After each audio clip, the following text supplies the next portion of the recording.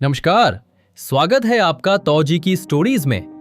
कुछ कहानियां पैसों से नहीं, दर्द से लिखी जाती हैं। आज मैं आपको एक ऐसे आदमी की कहानी सुनाने जा रहा हूं जिसकी जिंदगी ने हर मोड़ पर परीक्षा ली, पर उसने कभी हिम्मत नहीं हारी। उसका नाम था हरीश, एक आम आदमी, लेकिन उसके सपने खास थे। मुंबई की सड़कों पर हल्की सी बारिश हो रही थी। हर कोने से भीगती हुई हवा चल रही थी और सड़क किनारे खड़ा एक पुराना पीला काला ऑटो धीरे धीरे इंजन गरमा रहा था। उस ऑटो का मालिक था हरीश, चुपचाप, थका हुआ, लेकिन अंदर से मजबूत आदमी। उसकी आंखों में नींद थी, पर नींद से ज्यादा जिम्मेदारियां थीं। वो रोज 5 बजे उठता, एक कप सादी चाय पीता और अपने पुराने ऑटो को धोकर निकल जाता। हर दिन उसके लिए एक नई जंग होती, पेट पालने की जंग और 2 बहनों पे भविष्य की जंग। माँ कुछ साल पहले चली गई थी। बाप ने गरीबी से हारकर शराब पकड़ ली थी और फिर वो भी चला गया। घर में बचा सिर्फ टूटा हुआ रेडियो, कुछ पुरानी किताबें और 2 नन्ही बहनें, लक्ष्मी और पूजा। हरीश ने उस दिन खुद से वादा किया था, चाहे कुछ भी हो जाए, इन दोनों की जिंदगी वो पूरी करेगा। वो दिन याद आते हैं जब उसने पहली बार ऑटो चलाया था। हाथ कांप रहे थे, पैर क्लच पर ठीक से टिक नहीं पा रहे थे, पर जब ऑटो आगे बढ़ा, हरीश को लगा जैसे उसकी जिंदगी भी चल पड़ी हो। धीरे धीरे उसने सवारी ढूंढना सीख लिया, कभी स्टेशन के बाहर, कभी बारिश में भीगते हुए लोगों के बीच। कभी कोई सवारी पैसे कम देती तो वो बस मुस्कुरा देता, रहने दीजिए साहब, किसी दिन मेरे हिस्से की भी मेहरबानी लिखी होगी। दिन गुजरते गए, बहनें बड़ी होती गईं। लक्ष्मी को कॉलेज भेजने के लिए वो रात भर ऑटो चलाता। पूजा की किताबों के लिए अपनी नई शर्ट टाल देता। कभी कभी पेट खाली रह जाता, पर दिल भरा हुआ लगता। जब दोनों बहनों की शादी का वक्त आया तो उसने अपनी सारी बचत खर्च कर दी। शादी की रात वो सबसे पीछे खड़ा था, हाथ जोड़कर बहनों के ससुराल वालों को विदा करता हुआ। हर कोई मुस्कुरा रहा था, पर उसकी आंखों में वही पुरानी बारिश उतर आई थी। अब घर एकदम खाली लगने लगा। कोने में पड़ी 2 चारपाइयां, दीवार पर माँ बाप की तस्वीर और बीच में रखा वो स्टूल जिस पर अब कोई बैठता नहीं था।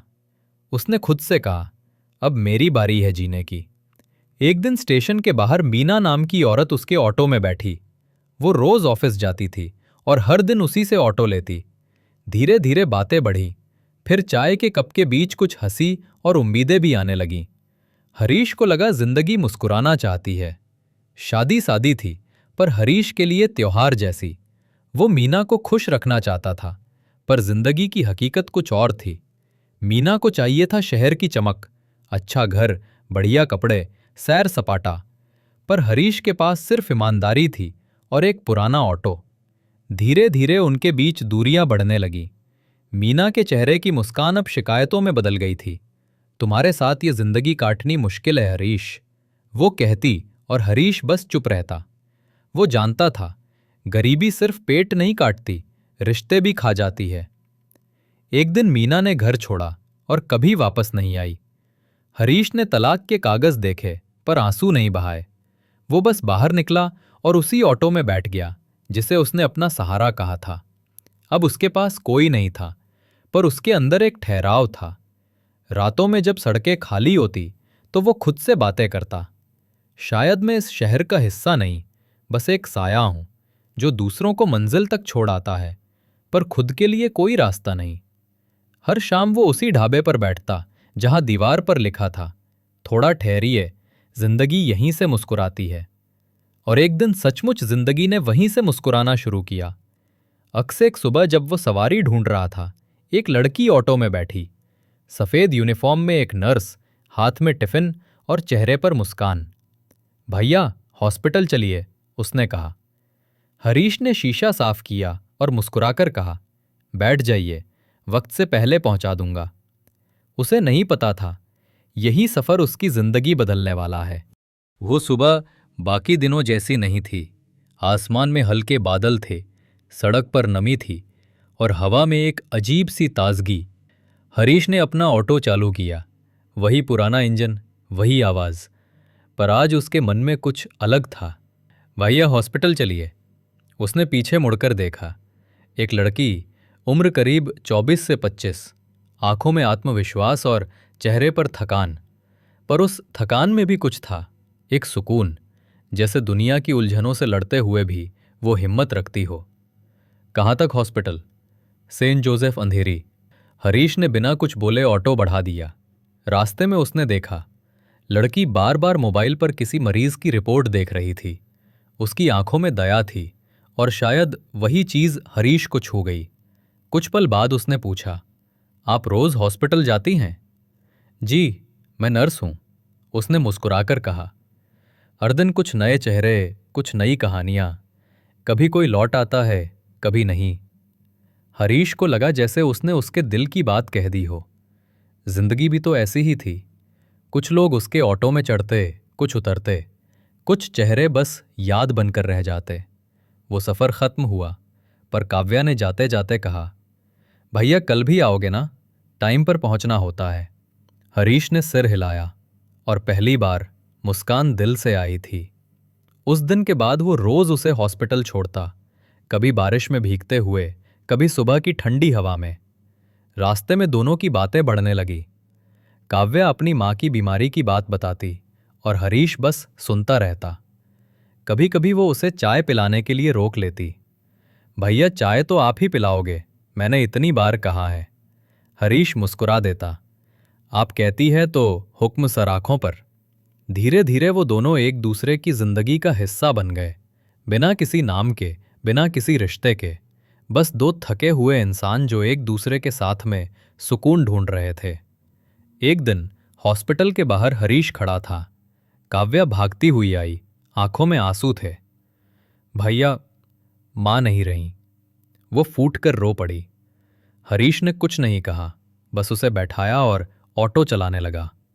वो रास्ता आज लंबा था, हर सिग्नल, हर मोड़ जैसे भारी हो गया था। हरीश के पास शब्द नहीं थे, पर उसकी आंखें सब कह रही थीं। वो उसे घर तक छोड़कर लौटा, पर उस रात सो नहीं सका। सुबह जब वो चाय की दुकान पर बैठा था, काव्या वहीं आ गई। आंखों में आंसू सूख चुके थे, पर चेहरा शांत था। वो बोली, माँ की याद बहुत आती है, पर आपके जैसे लोग मिल जाते हैं तो लगता है भगवान कहीं न कहीं अब भी है। हरीश के होठों पर एक हल्की मुस्कान आई। उसे लगा जैसे इतने सालों बाद किसी ने उसे देखा हो, सिर्फ ऑटो वाले के रूप में नहीं, बल्कि एक इंसान के रूप में। दिन बीतते गए। काव्या अब रोज हरीश से बातें करती, कभी अपने मरीजों के बारे में, कभी अपने सपनों के बारे में। मैं एक दिन अपना क्लिनिक खोलूंगी, वो कहती, और हरीश बस सोचता, काश मैं इतना बड़ा होता कि तुम्हारा वो सपना पूरा कर पाता। धीरे धीरे दोनों की मुलाकातें एक आदत बन गई। काव्या उसे भैया कहती रही, पर हरीश के दिल में कुछ और पनप रहा था, कुछ पवित्र, कुछ अनकहा, कुछ ऐसा जो उसे जिंदा रखे हुए था। एक शाम जब काव्या की शिफ्ट खत्म हुई, उसने कहा, भैया आज हॉस्पिटल नहीं, समंदर किनारे चलिए। हरीश ने बिना कुछ पूछे ऑटो मोड़ दिया। वो दोनों समुद्र किनारे बैठे, लहरों को देखते रहे। काव्या बोली, पता है, माँ कहा करती थी, समंदर में सब डूब जाता है, दुख भी और डर भी। हरीश ने जवाब दिया, लेकिन कुछ यादें किनारे पर रह जाती हैं। उस पल दोनों चुप हो गए। लहरों की आवाज में जैसे उनकी खामोशी गूंज रही थी। काव्या ने हरीश की ओर देखा। उसकी झुर्रियों में मेहनत थी, आंखों में अपनापन। वो बोली, आप बहुत अच्छे इंसान हो भैया, काश सब लोग आपकी तरह सोचते। हरीश मुस्कुरा दिया, पर अंदर कहीं एक आंसू गिर पड़ा, जिसे उसने दिल के अंदर ही समेट लिया। रात गहराती गई। काव्या ने जाते जाते कहा, कल मिलते हैं भैया। हरीश ने धीरे से सिर हिलाया, पर उस भैया शब्द में उसे एक चुभन सी महसूस हुई। एक ऐसी चुभन जो प्यार से भरी थी, पर हक से खाली। उसे नहीं पता था, अगले दिन की सुबह उसकी जिंदगी का सबसे बड़ा मोड़ लेकर आने वाली है। सुबह के पहली धूप बस जमीन को छू ही रही थी। हरीश अपने ऑटो को चमका रहा था। आज कुछ अच्छा लग रहा था। दिल में एक अजीब सुकून था, जैसे जिंदगी फिर से मुस्कुराने लगी हो। काव्या को लेने में आज कुछ देरी हो गई थी, इसलिए वो हॉस्पिटल के बाहर बेसब्री से इंतजार कर रहा था। घड़ी के कांटे आगे बढ़ते गए, पर काव्या नहीं आई। आम दिनों में तो वो समय की पक्की थी। हर दिन वही मुस्कुराहट, वही भैया नमस्ते। आज सब चुप था। करीब आधा घंटा बीत गया।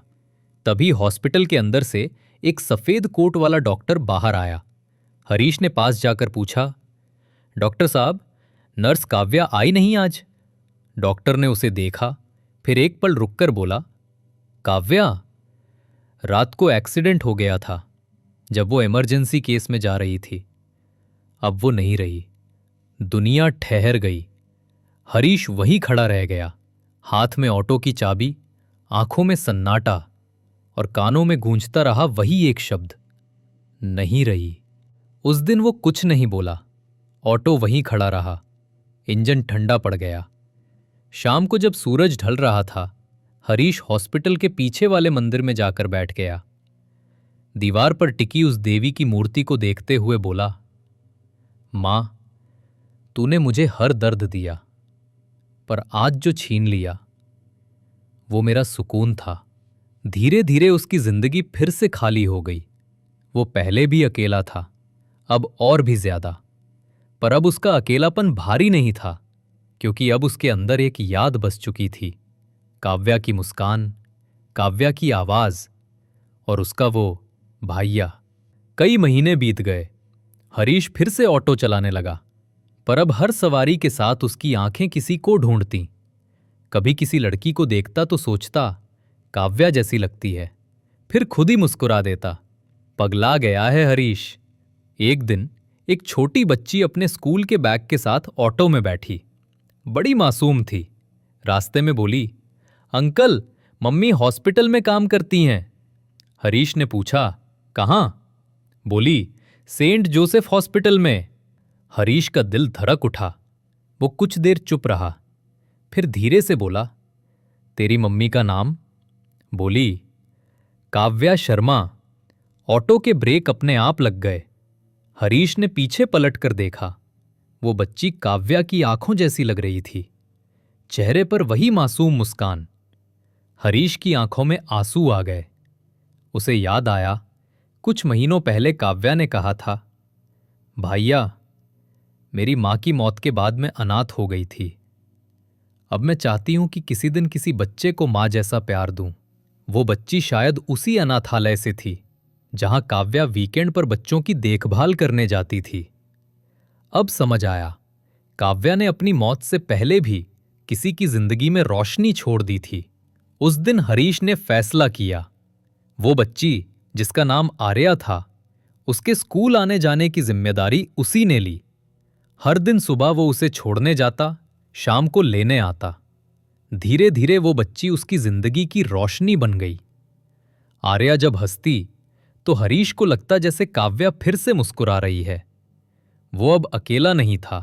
कभी उसे स्कूल की बात सुनता, कभी उस्पॉन से कैंडी लाता, और जब वो पढ़ाई में अच्छा करती तो कहता, वाह बेटा, आज तो तेरी काव्या मम्मी भी खुश होंगी। सास गुजर गए। आर्या बड़ी हो गई, पढ़ लिखकर डॉक्टर बनी, और उसने एक क्लिनिक खोला, जैसे उसकी मां भी चाहती थी।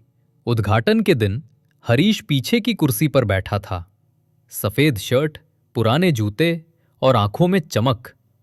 आर्या स्टेज पर आई और बोली, अगर आज मैं यहां हूं तो एक इंसान की वजह से, जिन्होंने मुझे मां की तरह संभाला, पिता की तरह सिखाया और दोस्त की तरह हंसाया। वो नीचे उतरकर हरीश के पास आई, गले लगकर बोली, आप सिर्फ मेरे ऑटो वाले नहीं, मेरी जिंदगी के सबसे बड़े हीरो हैं। हरीश की आंखों से आंसू बह निकले।